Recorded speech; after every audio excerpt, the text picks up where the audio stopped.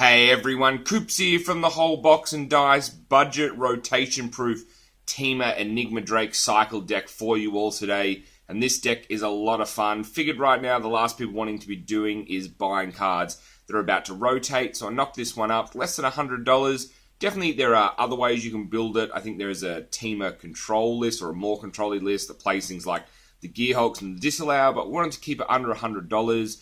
Certainly cards like Fevered Visions in the sideboard and probably Bedlam Reveler's main board for the couple of Rogue Refiners that we're running are better inclusions, but we wanted to make it, well, I wanted to make it rotation proof. So if you are trying to chase those F&M Fatal Push promos in September, this would be a real nice way to do it. We get a whole bunch of synergy from this deck because we are running the Enigma Drakes and a lot of cards with cycling that normally you'd have to sideboard, but because we get that dual mode of them, whether we can use them for cycling or for their intended purpose, we get that extra bit of value, and it really helps to make a lot of cards just simply not dead draws regardless of the matchup we're playing. But what are we running in the deck? We've got 10 creatures. Let's start with them before we go over the 30 instants and sorceries in the deck, and we'll start off with our playset of Enigma Drake, our MVP. And let me tell you, when Grasp of Darkness rotates, this will become even better.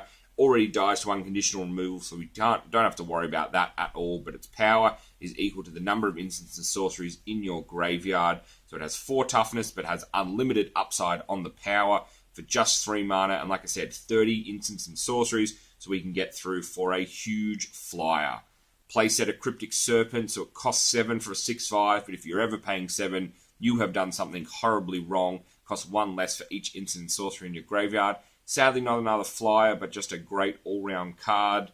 2 copies of Rogue Refiner to fill out the creatures. Normally something like I said, Bedlam Reveler or a Tracker would be in this slot, probably sideboard for Tracker.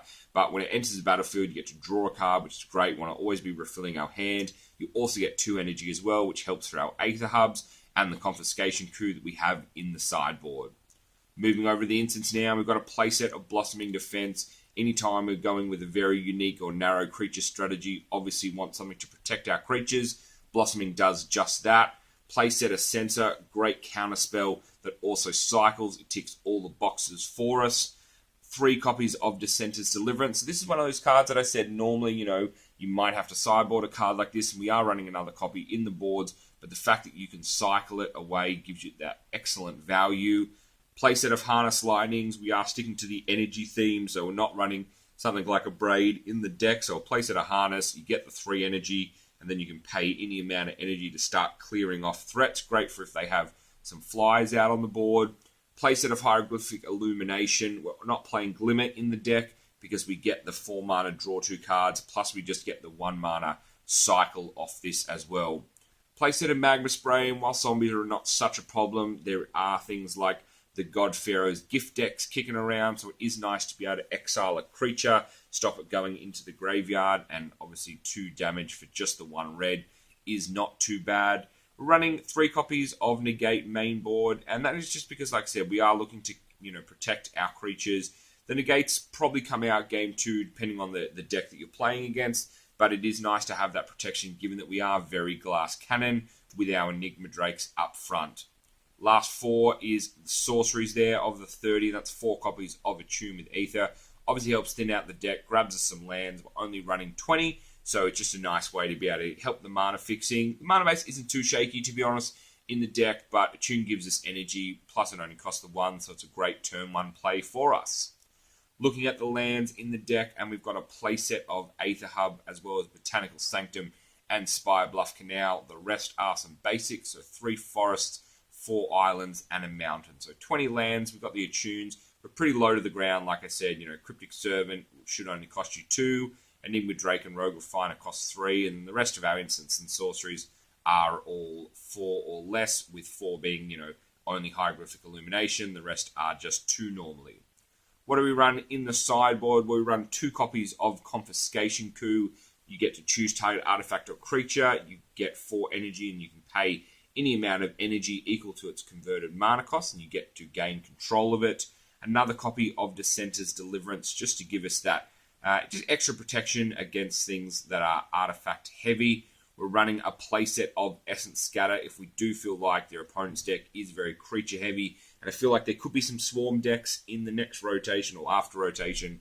So I'm happy to run the playset of Essence Scatter, 4 copies of Fling, and this is where the deck changes up a little bit. If we are having a bit of trouble getting through for the flying damage, we do have Fling Sideboard. I don't want to run Fling Mainboard because you can get enough wins with this deck just by having some big beefy Enigma Drakes. So I do like that we do have Fling as a kind of like a sneak backup win con out of the sideboard. Just 1 copy of Negate, so we will round out the playset of Negates against the against the control heavy matchups, and we'll run 3 copies of Sweltering Suns if we feel like we need to hurt the board as well. What's great about Sweltering Suns is it obviously doesn't kill the Enigma Drake, but do remember it does put our Enigma Drake down to 1, so it does put it in some shaky kind of range of removal there. So there you go, that's the deck. Nice quick one for you there. And we'll talk a little bit about how the deck works, even though it is pretty straightforward. You know, cards like Expedite and stuff definitely are good additions, being able to play Enigma Drake when it's a 10, 15 powered flyer and give it haste, which will then buff it up as well. And you do get to draw a card. That's a great card as well, but like I said, wanted to keep it rotation proof, so didn't have room for an Expedite, but if Expedite was to be printed in the next set, then that is or even a core set, that is definitely something that I would like to have in this deck, just because it makes the deck go a little bit faster. Obviously, card draw is excellent as well. We are getting it from Rogue Refiner and Hieroglyphic Illumination anyway, but we do lose a little bit of that by not playing things like Fever Visions and the Bedlam Revelers or even the Trackers. Fling is a very, very sneaky strategy. Do remember that you can go through for damage and then fling after, or you can go through for damage, and if your opponent then tries to remove a creature in response, you can fling your creature. So just do be wary of that. Also remember as well, so fling, part of the cost of casting fling is actually sacking the creature.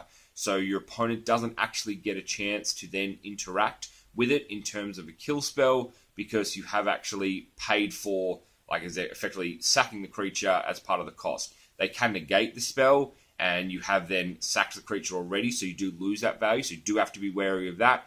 But you can't play Fling and then have your creature killed by like Fatal Push or Murder, because the creature has already been sacked as part of the cast cost. So that's just something to keep in mind for players that haven't played with Fling or with kind of strategies like this before.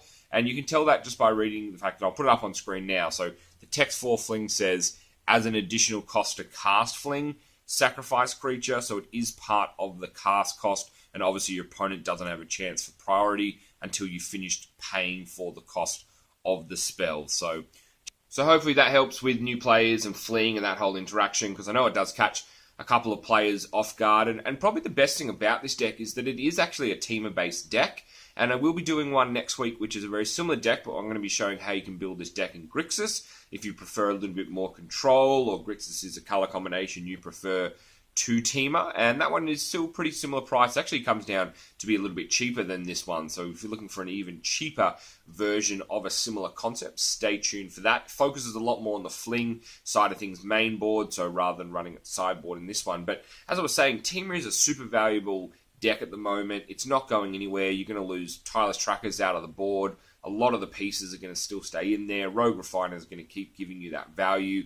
All your other cards like Long Tusk Cub, they're not going anywhere anytime soon. You've got some new removal for that deck as well, and Ixalan looks like it'll add a couple of pieces to the Temur shell. So at worst case scenario, you're really picking up, 4 Spybluff Canals, 4 Botanical Sanctums, and a playset of Aether Hubs, which are all going to help if you do want to look into building that competitive Temur list. And, that's a really good base. This is a really good way to introduce you to Temur. You get a lot of the key cards, the Sensors, Blossoming Defenses, those kind of cards, Negates in the sideboard, and it's like I said, it's a good launching platform for moving into a more competitive build. But next week we will have the Grixis version of this deck, which is about half the price. If you're looking for something at only $50, it's about $50 at the moment. I might tweak it a little bit. I want to play test it this week at F&M just to make sure I'm really happy with the splits of cards, because there are some really funky choices, which I don't think you see in a lot of decks main board, but we get away with it because of the cycling synergy, and like cards such as Dissenter's Deliverance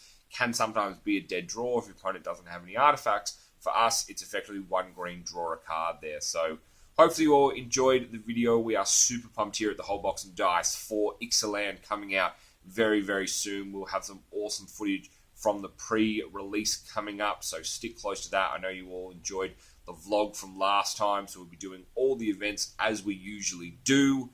Thank you again for watching. If you enjoyed the video, hit the thumbs up button. If you're new to the channel, thanks for stopping by. I've been Coops. This is the Whole Box and Dice. Peace.